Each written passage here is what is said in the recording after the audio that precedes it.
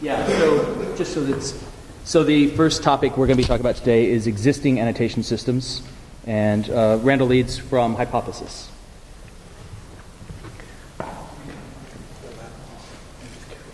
That's okay. So, hello everyone. Thanks, Doug, for a great introduction this morning. I'm really excited for this day and super humbled to have the scary position of presenting first here. No pressure. Yeah. So what I'd like to talk about is put the subtitle here, Building the Experience. I want to focus primarily on what we need in order to make great annotation experiences for users. So first, Doug already touched on this really nicely. I'm sure we're going to get a lot more of what is annotation today. Something added.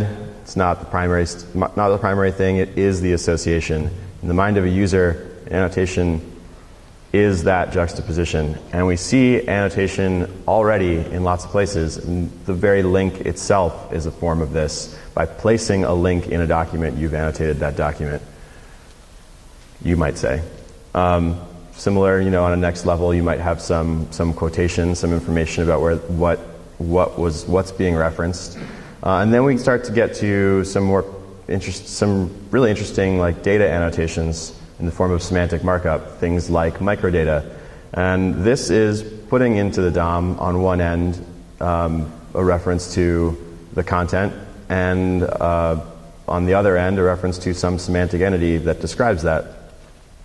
And then lastly, I'm going to say that pingbacks are some form of annotation that we already have on the web. This is sort of an annotation transferred, an annotation sent to notify. So I think we can distinguish between sort of two kinds of things here. There are annotations which are inline and annotations which are out of band. In the inline case, we have all the things in the markup already. In the out of band case, we do not. And out of band is really nice for signaling, and this helps us figure out what maybe should exist. What are we all doing here? What might we actually agree upon that would be useful? Well, we have some goals, right? We say we know we want annotation systems to be decentralized. So that means they need to be able to interoperate. To do that, we need a data model. And I think we'll talk a lot about that today, so I'm not going to spend any more words on it here. I think also, though, that we need some models for components. If we're building applications that either consume or produce annotations, how should those components be built? And then we need to distribute, once we have the interoperability, we need to distribute the annotations. Well, and I think that's really mostly about the problems of syndication and discovery. How do we find where annotations come from, where do they go, and then get them there. And I also think that the web deserves to be more read-write. We deserve the freedom to reference. What I mean by that is that the URI syntax can't not be overloaded forever.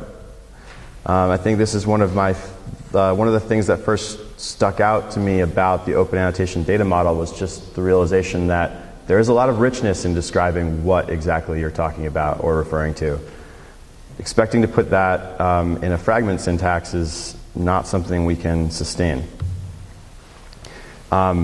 And I think this is really important to this question, how do we go from out of band to inline or vice versa?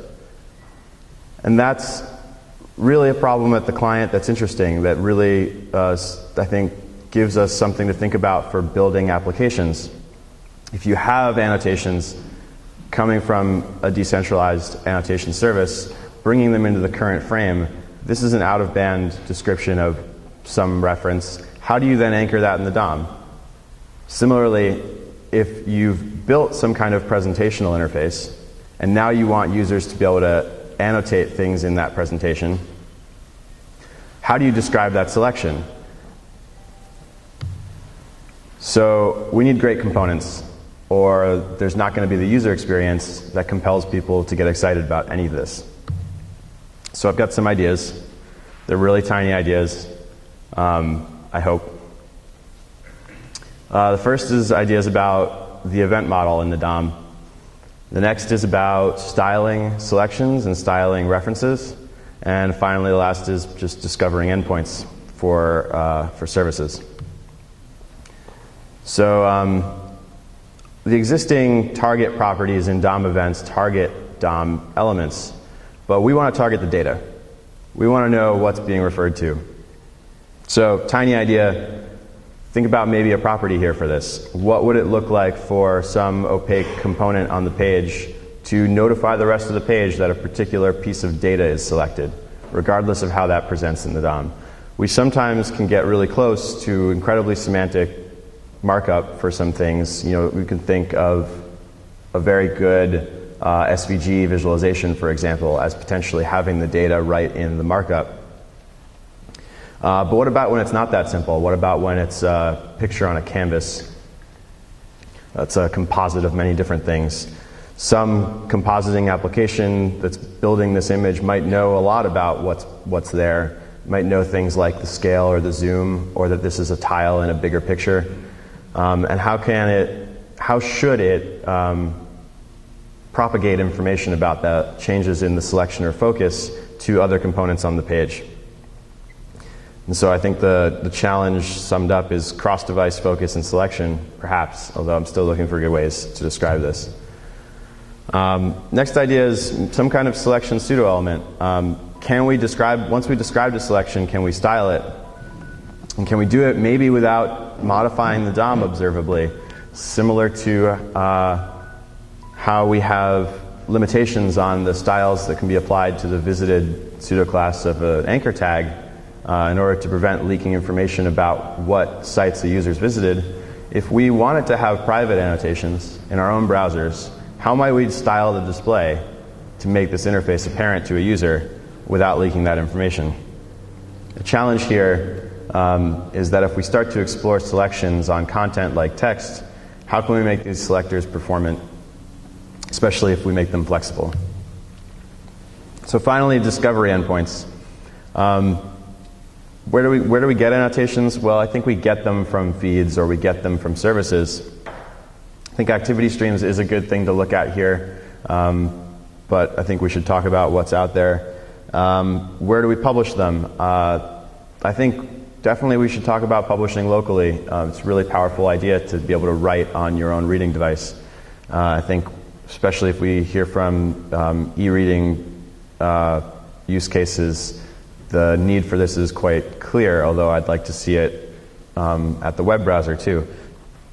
And then I think I'm going to say I'd like to mention web mention because I think this is one of the nicer, simple, in use today cases of a modern pingback of sorts, and it really gets at a lot of what annotation is.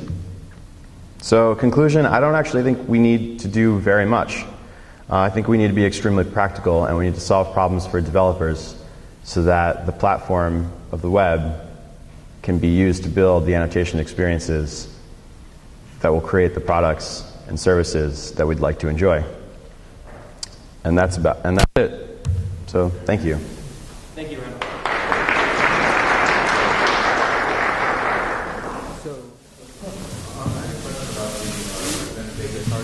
If I understood it correctly, what you're saying is any selection that the user makes on a web page should then have an event associated with it. And I'm not quite sure I understand how that would work if the markup doesn't. Is it on? I can't hear it. It is on. Oh, But it is only feed. okay. I'm trying to understand how that relates to the markup that already exists. If it spans markup, it doesn't correlate with the markup you have for the page underlying what you're Right. selecting. Is there a need for that correlation? It may be that it doesn't. All right, yeah. And what's your name, sir? So if I understand the question correctly, I believe it's something like how would we get a property like this into an event if it's not already in the markup? All right, so what I was thinking here was along the lines of components, custom components built and added in a web page. That these might actually be synthetically triggered events that would have these, wherein a component is aware of its internal state and is responding to some event like a mouse movement or a click, and then wants to make apparent to other components on the page what that refers to semantically. And so it's very simple. It need not really have, if we talk about it, I'd be curious to discover if there's any particular prescribed interactions and meaning for that property, but it might be simply useful enough to have that as the place for user data.